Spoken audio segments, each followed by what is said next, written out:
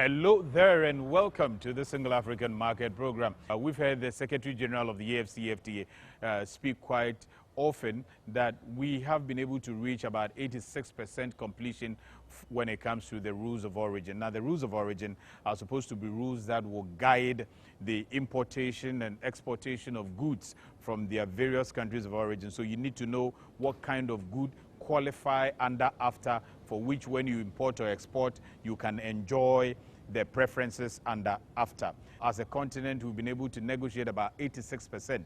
The hope is that when we do 90%, we can all begin to trade as a continent. So this week, the ministers of trade gathered in Ghana to discuss some of these rules of origin, the other protocols around the AfCFTA to prepare the grounds ahead of the meeting of the heads of states of all these countries. So that meeting of ministers happened.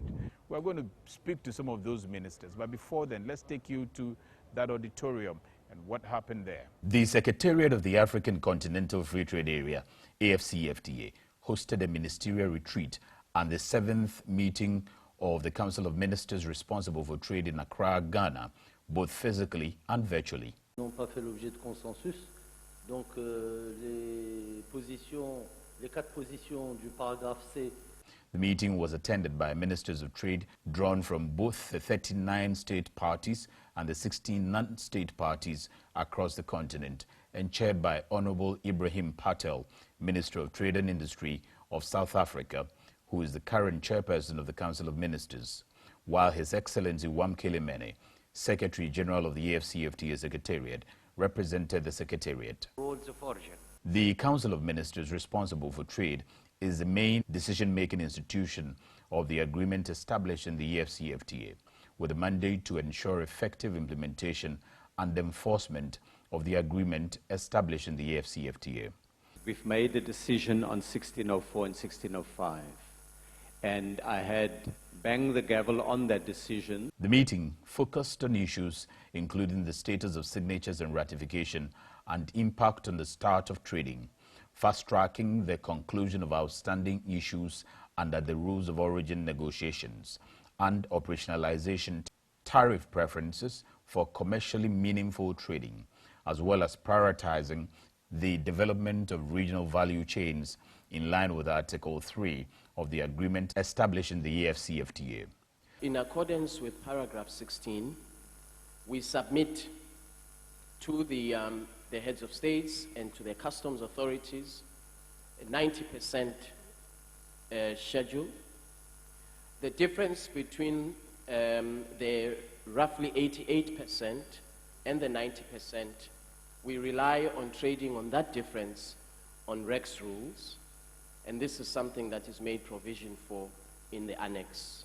Some of the current pressing challenges that the AfCFTA faced included the economic impact of the COVID-19 pandemic on the start of commercially meaningful trading, lack of consensus on some key sectors in the rules of origin negotiations, and the start of trading on the basis of legally implementable and reciprocal schedules of tariff concessions, and the non-ratification of the agreement establishing the AfCFTA by some constituent members of customs unions.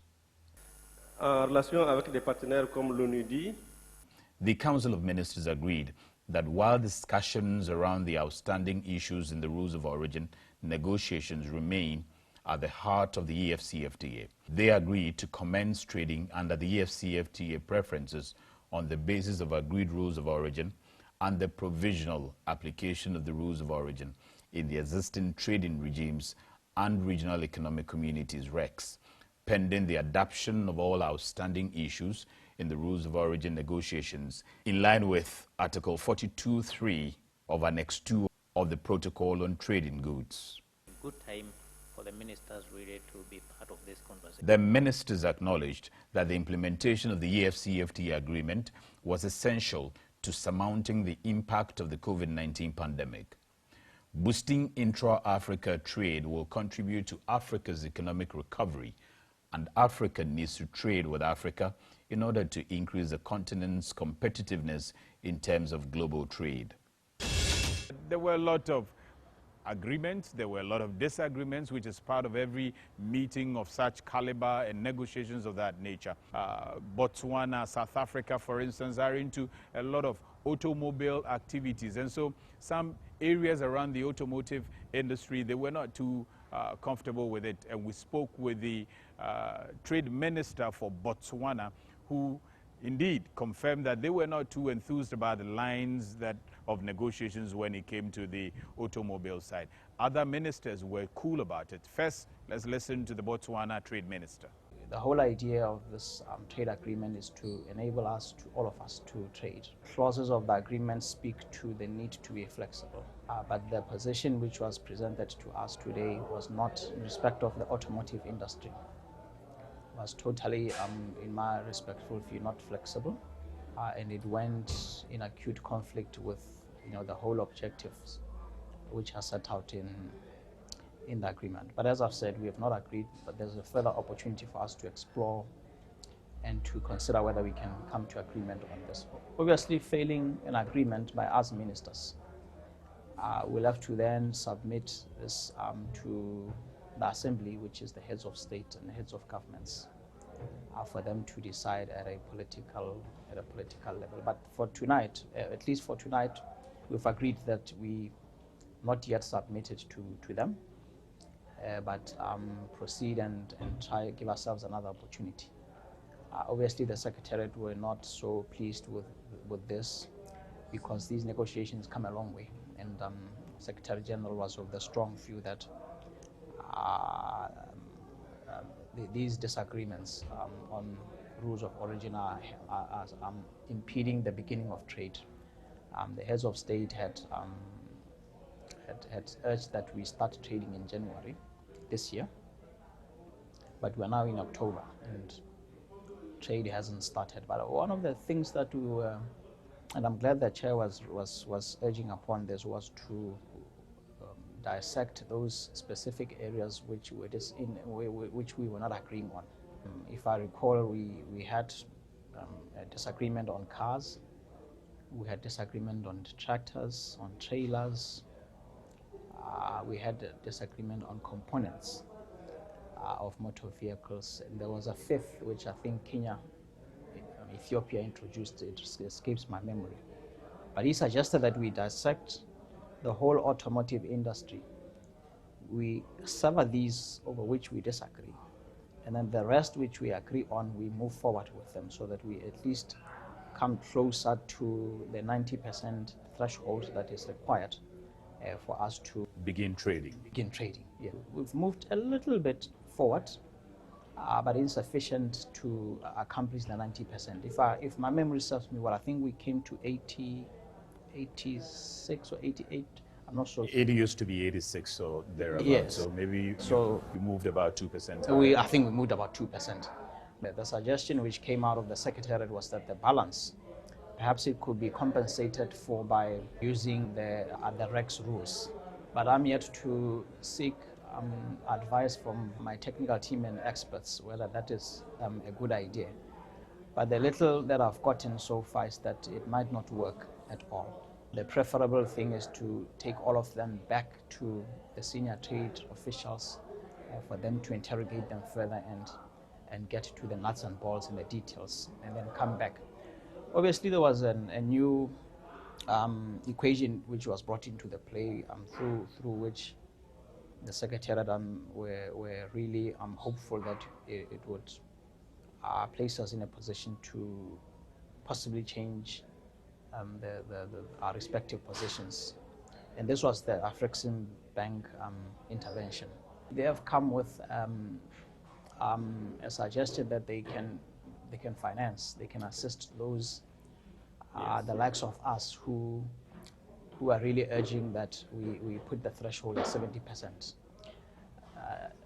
If I heard them correctly, they would wish that we agree to the 60%, and then they assist us in financing to enable us to develop our automotive industry. But we have an axe to grind with that, and it being that we first need to be able to enter the industry. Once we have entered, that's when we can then determine what modalities there are of financing.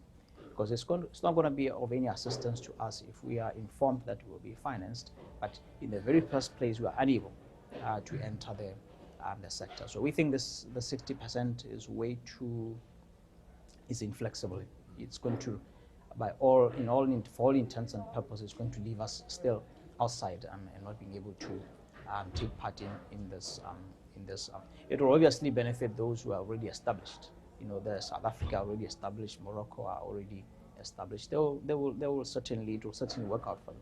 But a lot of those, the upcoming ones, they are just going to remain shut out of the industry. But it appears that the automotive sector is quite competitive for most of the countries, and a lot of the countries have interest in there. Do you think that at any point in time there would be a consensus for us to move on and be able to move, get the rules of origin go up? I think there might be. The harder we push, I think if we come to the verge of now a decision have been taken to submit this to the heads of state, there might be convergence, because I don't think at this stage any party wishes to submit it to heads of state. Theirs is a political decision, and anything can happen if we elevate an issue to them. So I think we might a deferment of it might place us in a position to possibly agree. Look, I didn't have the benefit of an expert to the contrary, but obviously the association folks who came this morning and gave us a briefing, they gave a statement to the effect that anything above 60% is going to stifle industrialization. Obviously, there's more time for me in my hands. I'll go in and seek expert opinion and see whether they are correct or not. How enthused is Botswana about AfCFTA? How ready are you? Do you see the readiness spread across the entire SADC community? And what's your view about how Africa is embracing this vision? Our tradesmen and women are itching to start trading. Before I came here, I had a couple who wanted to reach the market here in Ghana in respect of the supply of beef. Beef? Yes. They were really hoping that trading will have started so that they can go on. So I think my assessment of them, it suggests strongly to me that there is readiness. There's something which is really long overdue to remove barriers, to remove tariffs, to remove all the duties which stifle trade. From hearing them, they say if these duties are to be removed, it will be a complete game changer to them. Overnight, it will become absolutely profitable for them to trade. But as it is right now, I think they're really on the fence. They are, to some extent, not doing so well. So. Okay. Are relatively smaller countries within the Southern African community, for instance, feel overshadowed by the relatively giant ones within the Southern African community, for instance? That's the feeling. That's the feeling, so. And how is that being dealt with for people to embrace this whole thing and see it like a win-win thing, not that sometimes the bigger ones are going to win and the smaller ones are going to lose, just as we're seeing within the automotive area? That's more the reason why we engage in these kinds of meetings that we came for. There's an opportunity for us to have our voices heard on it. And I think the giants, they've heard us today. I was quite delighted that a lot of those others who remained silent, today they spoke in favor of leveling out the playfield. So these engagements are really resourceful to us. They do help us. But the feeling is there, sir, that the giants overshadow those who are still at infant stage. I'll say something to the continent as far as this vision of the continent to integrate its market is concerned. I'll say to the continent, we have come up with an agreement. We have come up with an agreement establishing a free trade area, one of the largest, I should say, arguably so. And we should make use of it as much as as much as we can. So there's an opportunity for us to improve our respective economies.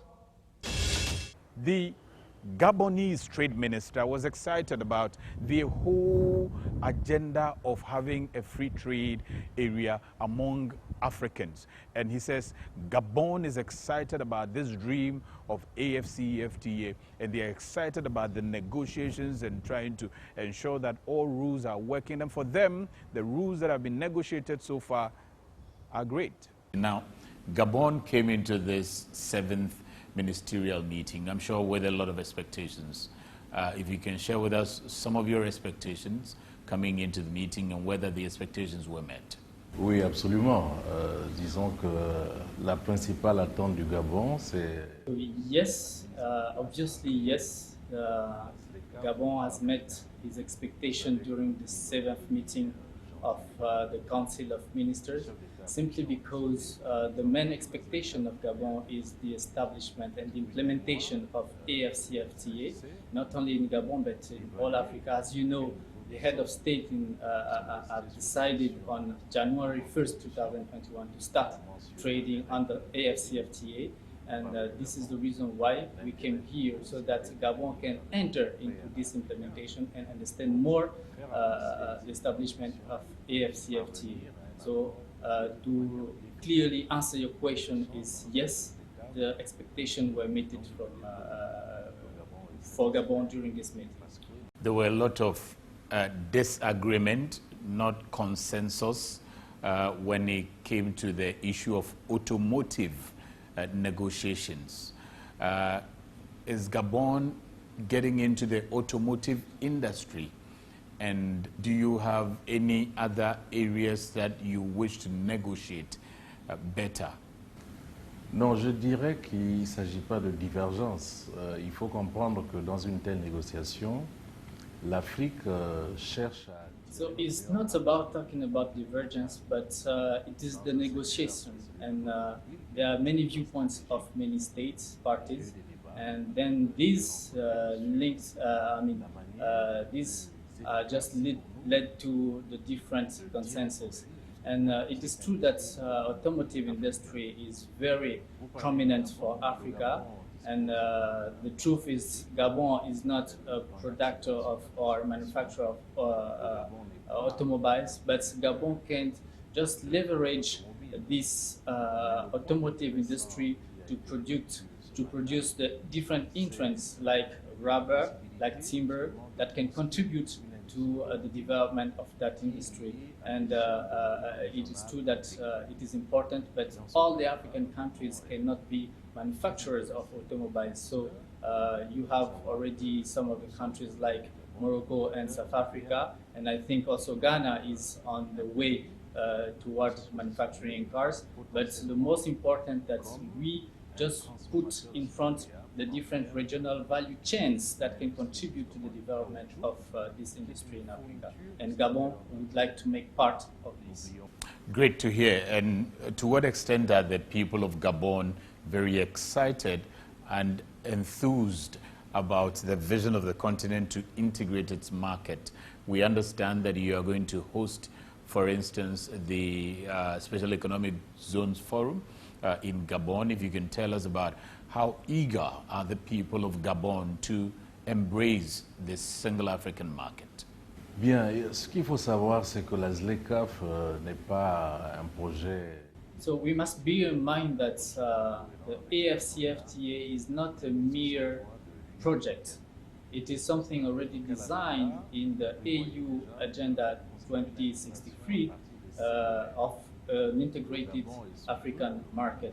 So to come to the enthusiasm of the population of Gabon, people of Gabon, they are already prepared and they are familiar to that kind of project, because Gabon is already participating in the ECAS, Economic Community of Central African States, and also in the Monetary and Economic Community of Central African States. So it's not something new to the people of Gabon. So they embraced the AfCFTA, And we must say that AfCFTA is a new scale that Gabon is trying to reach with its population.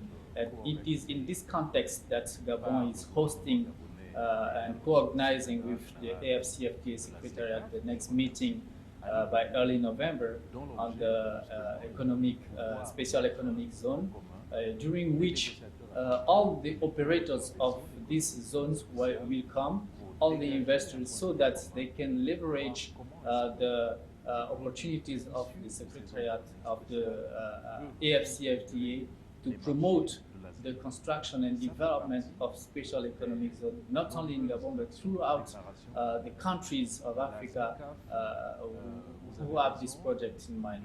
And this is exactly what we are working on.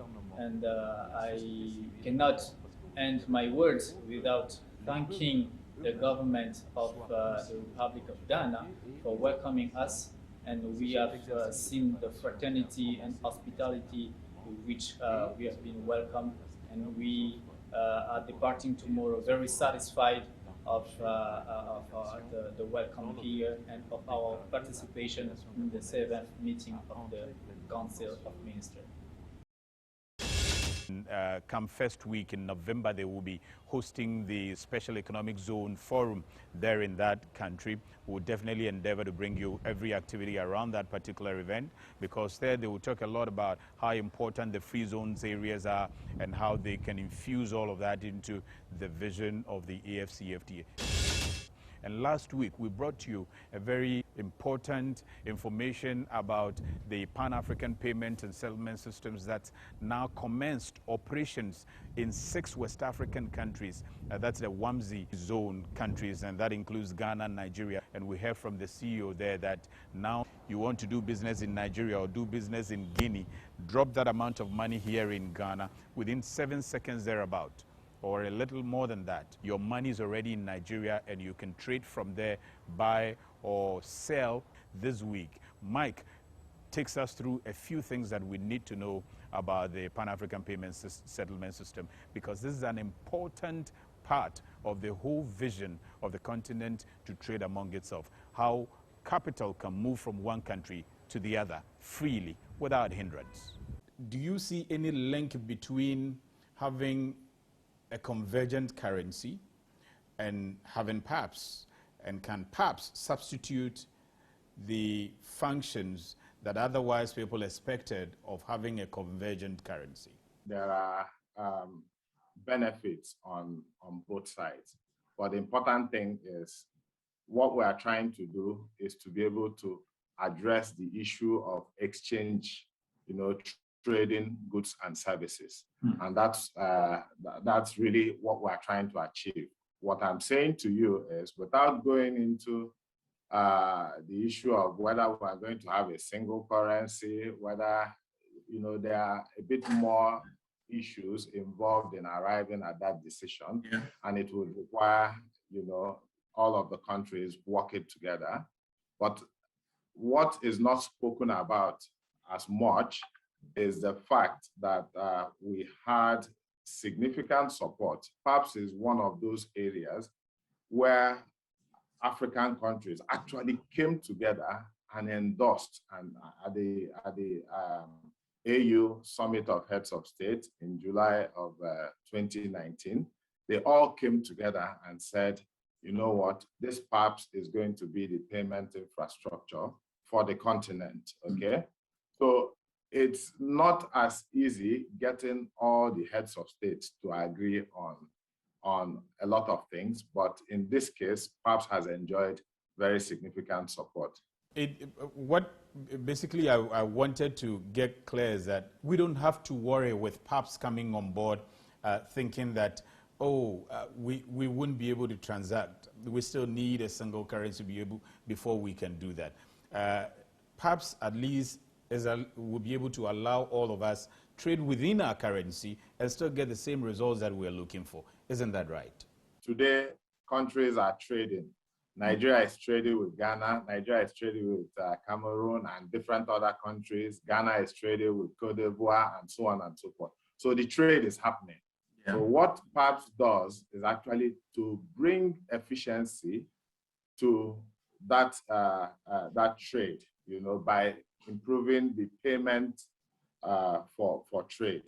So now it is one step, one significant step forward, because we've eliminated the issues of the delays in payments. You're able to make the payment and it occurs instantly. And if you study countries that have implemented instant payment and you see how the impact is on their economy, then you begin to imagine what instant payment will do for the African continent, okay? So I'm saying that PAPSS is that one key driver that will have an accelerating impact on trade. Now, there are other elements, okay, which you've spoken about, but then what we are saying is that PAPSS on its own will be able to transform trade on the continent. If we have other of those other drivers coming on stream, they will also have positive effect. The transit countries have complained about the fact that whenever they bring their CFA to clear goods from the ports of Ghana, for instance, they end up paying more, and it makes the corridors very expensive.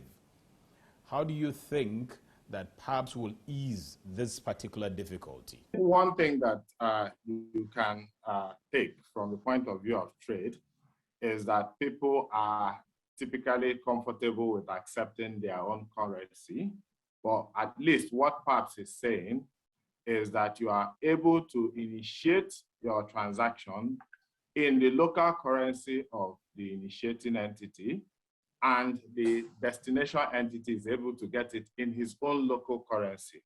What that will do, because what has happened in the past, this very high dependence on foreign currency, the US dollar, and so on and so forth, meant that that hunger continues to be perpetuated in a way that continues to do damage to the local domestic currencies that we have on the continent.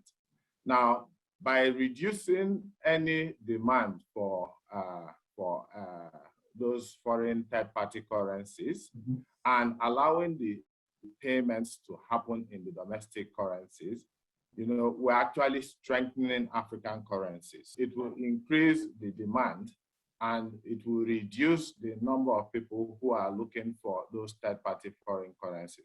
Like you talked about someone who has SEFA and needs to make a payment in Ghanaian cedis, and then when he comes with SEFA, we're saying, no, you can initiate the payment where you are in the SEFA region, okay? And the payment will arrive at the destination in Ghana, in Ghanaian cedis, okay? So that way you don't need to start overpaying because you have come with SEFA as against the Ghanaian cedis that is required where you are making payments. Now, the French government says they want to rekindle the relationship with Africans, and so they have been engaging a lot of African youth. The president of France engaged African youth all the way in France.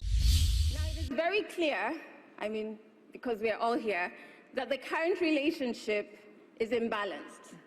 It's not collaborative, and in some instances, it's exploitative.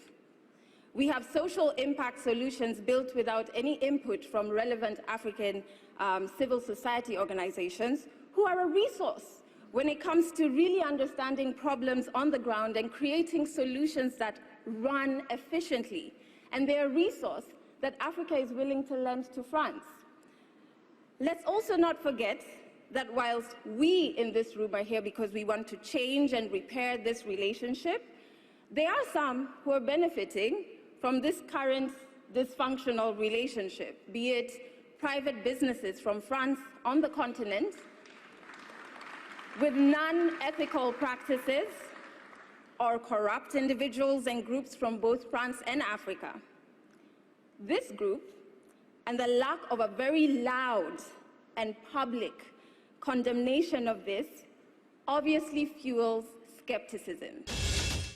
Well, so we have been using this platform to encourage a lot of innovators, a lot of young people, a lot of entrepreneurs, people who are producing different stuff, unique stuff, so that we let them understand that the door is now open very wide for the larger African market beyond just Ghana. So whatever you're innovating, begin to think out there that you can send it beyond the shores of Ghana. This week, we have an innovator, a very elderly man with his 2 wonderful sons, just these 3 people. They've been able to innovate a machine that we call the chippings spreader. Now, you see that those contractors, when they are fixing our roads, some of them usually they would have the chippings in a truck and they'll be using shovel to pack the chippings and pour them on the road. Mr. Fianu and his 2 sons have been able to innovate chipping spreader, which mechanically spread the chippings and allows very easy flow of those chippings on our roads.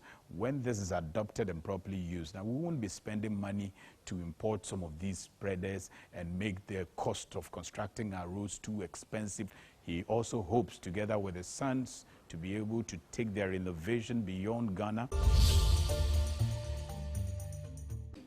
Chipping spreader no started 2002. Started chipping spreader no. Company be no winner repairs one with the Birmingham, me repair my own. Me repair we no. And the BM say machine will repair no. Fear no house but my and paso. If here I'm saying pa. Then put two materials ah. We did first one. We cry the call takwa boso. Only go try. Takrade highways engineers grab a shay. Moka say that machine plan, yadia, mimit my. This machine, we have sold 40 in local contractors here in Ghana. This machine is very good, it's very affordable. China for grab to 2 China for ya. They won't tell any, let's spread a ball to a chipping, truck. Let's say you bought to a Mina man. So we are saying local contractors in Ghana here, you have to come to Marseille and then buy this machine. We be root cottage to be no say oh you see that machine a buano. First now what the Sophie Eddie no. No we see materials no. Zimi did you not come. Machine to down home. Ebo how is fungi so what can be a bra wo chippings no guno trekotesa. Machine who set up a good pep. And we also calculate it. The millimeter that you want, if you want, it's based on what the engineers will say. If you want this size, you open it to that level. If you want that size, you open it to that level. If you tip it, it gets to the brim. Then that's it. As it is moving, the chippings will be falling, and it will be spreading. The chippings will be spreading on the road. As it's getting low, then you tip it. Then to move it, it will fade to the brim. Then you stop, then they move it. This is 650 by 10 ties. You have 3 here and 3 here to support the weight of the chippings. It's a high quality spreader as compared to the foreign ones. This one is built here. The materials solid. I have very good after sales service. All the contractors who bought this machine, anytime they have any help, they contact us and we get to their site. I been him say be a me na me a chipping spreader no. Say I buy one nka me sure say I buy be bua me. This year mo buy machines a nka ye be na me bi. Enso madua na me di ye. Say me hia be am pese me burn plate a KTI ona me de ko.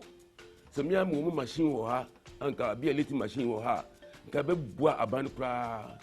Because chipping spreader will create a bit ba. No buya din. Yes, we look at one here, very good, the same thing. Hey, come. Solid, we have a solid materials that we use to build this spreader. Like comparing to the foreign ones, and looking at the other African countries, this can fit in any country. Like we can export. We have plans of exporting this one to other countries, like the Nigeria, the Cote d'Ivoire, the Togo. And this spreader, I can assure you, it's 100% quality. When it talks about quality. West African countries now, a far be here chipping spreader.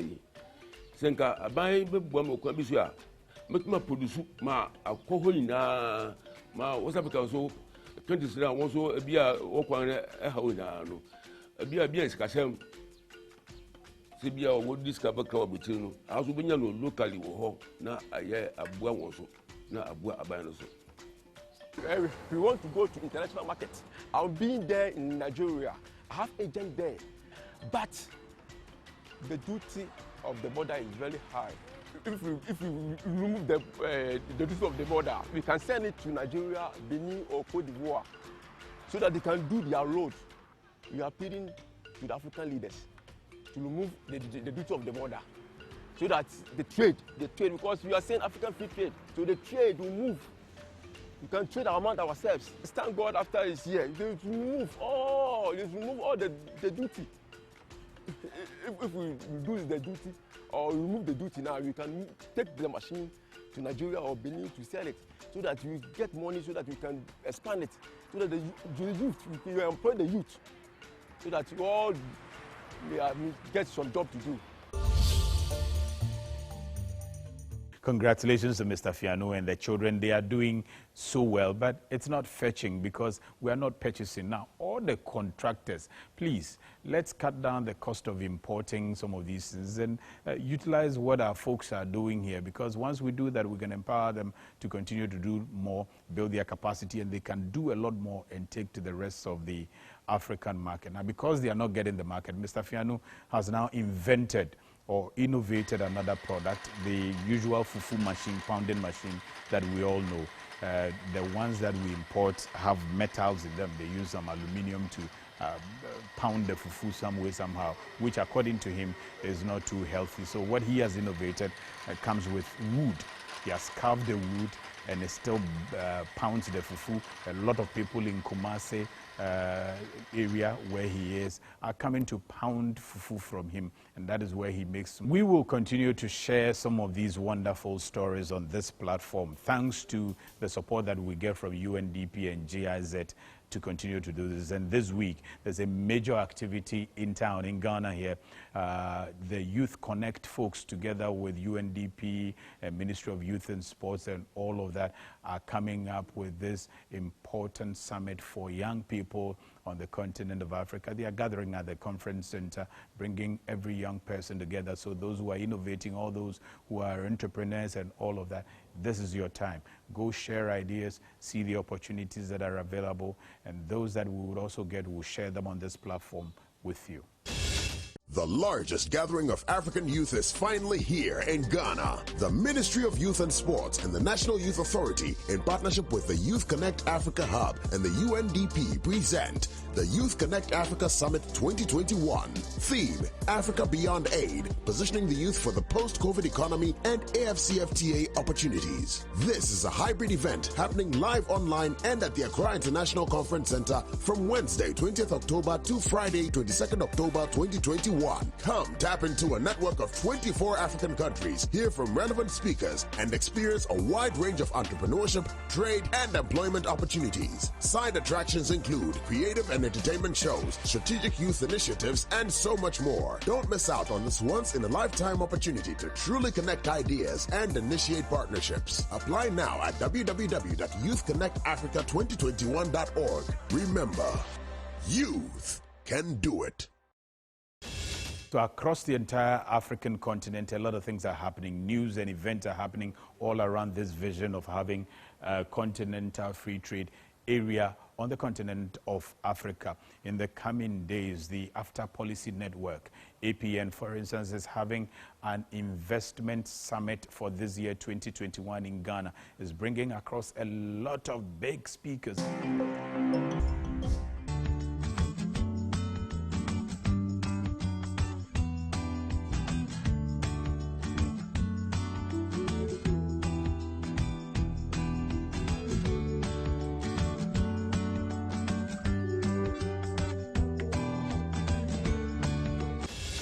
Preparations are underway to convene Africa Summit on the Industrialization and Economic Diversification, scheduled to be held on the 19th to the 24th of November 2021 in Niamey, Niger.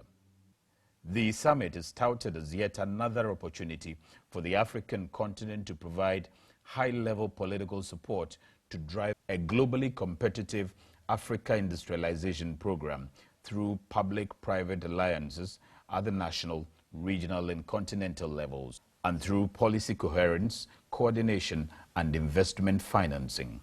The summit will be convened as part of the week-long activities of the Africa Industrialization Week, commemorated annually by the African Union on the 20th of November. It is also timely to accelerate the process of industrialization and economic diversification in Africa in the context of the entry into force and the start of trading under the African Continental Free Trade Area, AfCFTA. The weather report for all African cities, the flight schedules from the commercial capital of Africa, that's Accra, to the rest of the cities on the continent of Africa. So if you have to catch a flight from Kotoka International Airport in Accra to Libreville in Gabon, for instance, or to Gaborone in Botswana, for instance, you might want to take a look at the schedules coming up, as well as the forex rate or the forex market that you need to be familiar with for the continent of Africa, and the AfCFTA status for party states.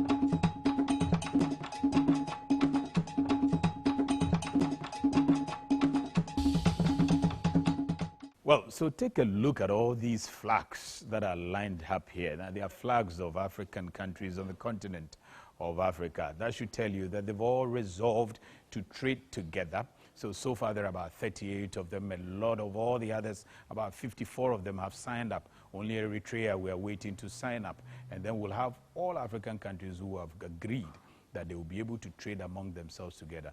And thanks to the hard-working trade ministers, some of them work throughout the night to get the best documentations put together so that this can materialize. Also thanks to other associates like AfriExim, PAPSS, they are making the free movement of capital possible. So far, about 6 WAMZ countries have started moving capital without any hindrance. Whether you like it or not, this vision of the continent to integrate its market is going to happen. There is no going back. We're only going forward. So you better tag along and understand it. And we will be on this platform to take you through the journey. Thanks for watching. In the name of great Africa, is the fight and